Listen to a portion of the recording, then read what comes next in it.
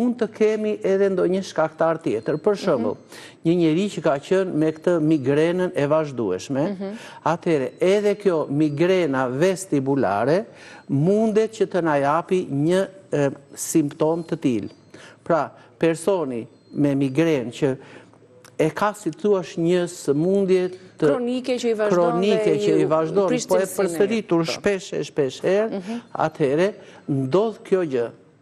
Ati në një moment, për shembull, aty në këtë vestibulin mundet të krijohet kjo si humbje ekuilibri, po mund të dobësohen edhe këto fijet nervore dhe mund të çoroditen vetvetiu.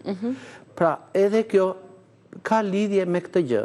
Pak oksigjen në kokë do të thotë që truri po më ngelet i uritur, i pa oksigjenuar mirë, dhe mund të na çlirojë radikale e kështu me radhë. Po një mënyrë shumë e mirë është edhe kjo, për shembull, ta oksigjenojmë trurin, po si?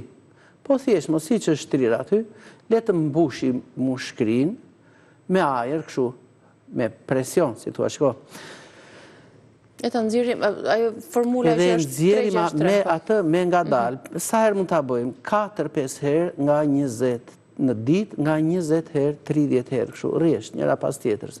Do të duket në fillim sikur ne me vërtet e shtojmë marramendje, po pse? Sepse oksigjeni ka vërshuar drejt trurit dhe ky po oksigjenohet mirë, po merr jetë.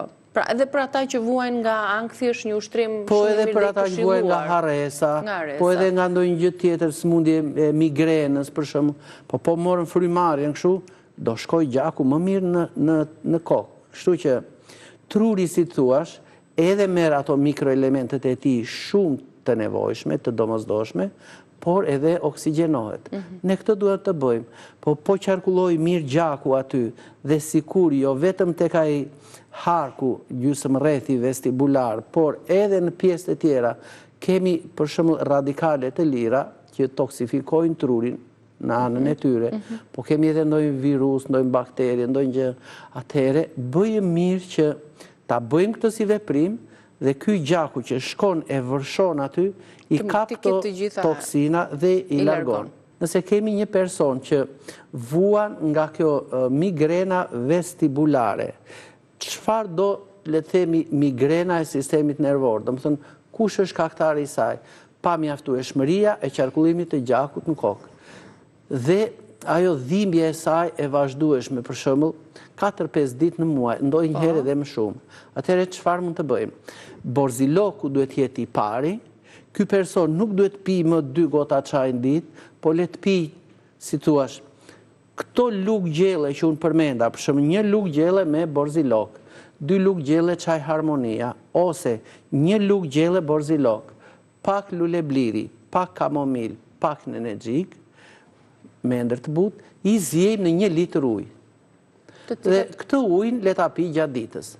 Atëherë, ky e mban trurin edhe në gjendje të qetë, por edhe e ushqejmë trurin më shumë me gjak dhe me oksigjen. Sepse ky është dhe shkaku që sjell këtë migrenën, pra mos dhe nëse kemi, për shembull, qafën që është kështu shumë e krrusur, që ne vëmë re që del kjo gunga, sidomos ku është lidhja C6, C7 me të 1-shin, të 2-shin, dhe bëhet një si gung në mbrapa, e kap si dardh ose si moll, ai patjetër duhet që ta masazhoj gjithë pjesën këtu me atë kremi reumer dhe mbas kësaj të bëj ose një zgjatje, një tërheqje kështu, po të lehtë në kushte shtëpie, domethënë të shtrihet me shpinë mbi tapetin, duke vendosur 20 cm poshtë qafës, ndonjë shishe plastike të mbushur thjesht me ujë çezme. Po. Dhe zgjatja e kokës në këtë mënyrë kështu. Kjo do ta ndihmojë më së miri. Shekullit e dëmtuar nga kompjuteri, nga qëndrimi i gabuar. Shumë gjëra që edhe të rinjt po shkojnë drejt kësaj. Të rinj adoleshentë të cilët kanë këtë gungën këtu mbrapa. Gungën tek qafa. Po.